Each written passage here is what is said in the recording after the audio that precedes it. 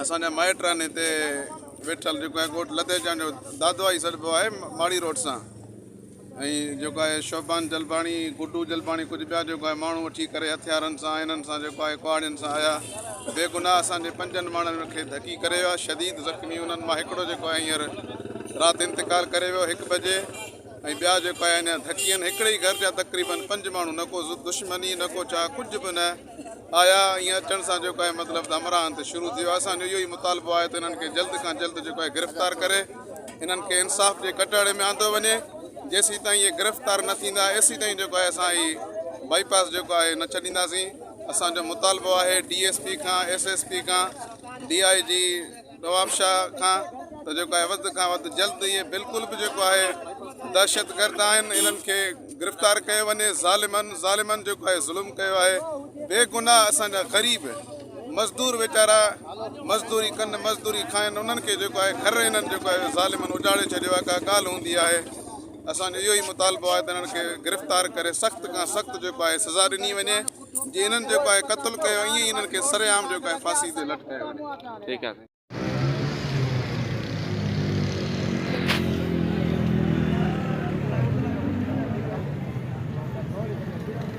मसलो plot ते ज़ोरी तो कब्ज़ो कयूं केरा जलपाणी में केड़ा ये आहे शोभान वारा हाँ तो असां रेसन के साईं जिन खे चवंदा रहिया त हू चवंदा असांखे विढ़ंदासूं त कोन विढ़ंदा हे डॉक्टर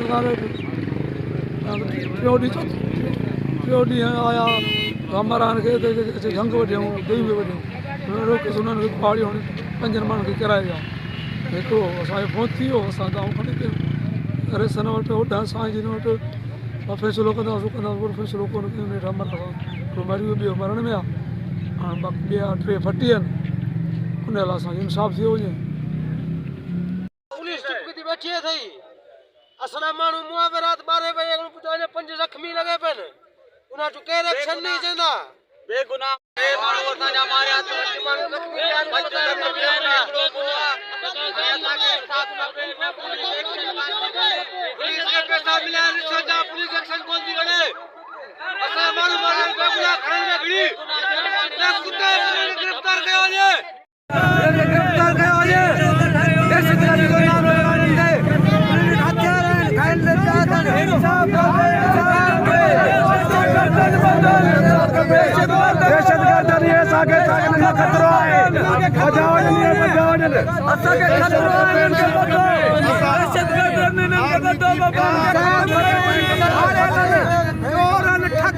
आर्मी चीफ पाकिस्तान खां जेको हींअर निगरान वज़ीर आला आहे चीफ जेको आहे बाकर शाह इन खां असां मुतालबो था कयूं महिरबानी करे इन माड़ी में जेको इहे दहशतगर्द आहिनि शोभान गुड्डू ऐं जेको आहे बशीर बेगुनाह असांजे माण्हुनि खे क़त्लु करे विया आहिनि हिकिड़ो माण्हू क़त्लु सां का दुश्मनी न को छा ऐं असां जेको इन्हनि खे मुतालबो था कयूं हुकूमत खां त महिरबानी करे इन्हनि जवाबदारनि खे फ़ौरन जेको आहे गिरफ़्तार करे इंसाफ़ जे इन्हनि खे कटहरे में आंदो वञे ऐं असांखे इंसाफ़ ॾिनो वञे ऐं जेको आहे असांखे हर वक़्तु इन्हनि मां ख़तरो आहे जो बेगुनाह रोड वेंदे घरनि ते अची करे जेको आहे चढ़ाई करे ऐं असां अॻु में बि जेको आहे काफ़ी दफ़ा दाहूं बि ॾिनियूं पर असांजो को बि जेको आहे तदारक कोन थियो असां ग़रीब मिसकिन माण्हू आहियूं असांखे जेको आहे इंसाफ़ खपे वञे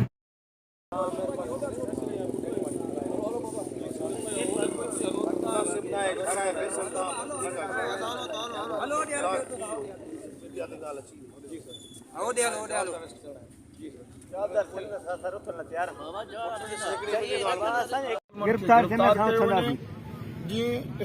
धकी परेशान आहिनि घर भाती परेशान आहिनि घर बेघर थी वियो उनजा बच्चा नंढा आहिनि उनजा बेघर थी वियो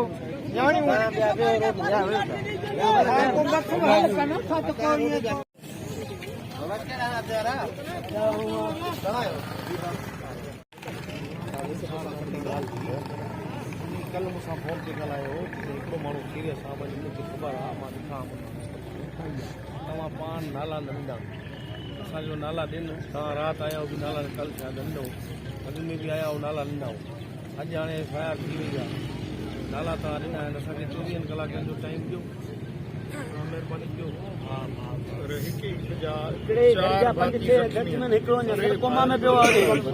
तव्हां आया आहियो तव्हां डेड बॉडी लॻी पई आहे तव्हां पंहिंजी कोशिशि कयो जवाबदार घुराए छॾियूं न असां हितां ईंदा वञूं माण्हू जवाबदार असां खपनि पोइ उथंदा इहो मसइलो न आहे तव्हां ॾिसो इंसाफ़ न थियो पोइ मैं आया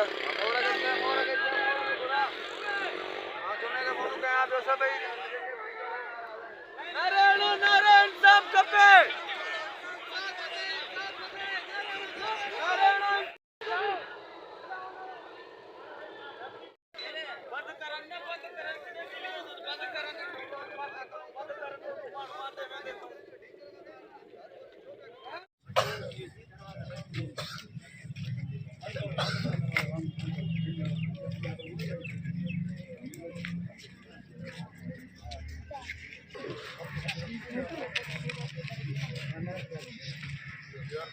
हमारा बच्चे कभी नहीं पता करो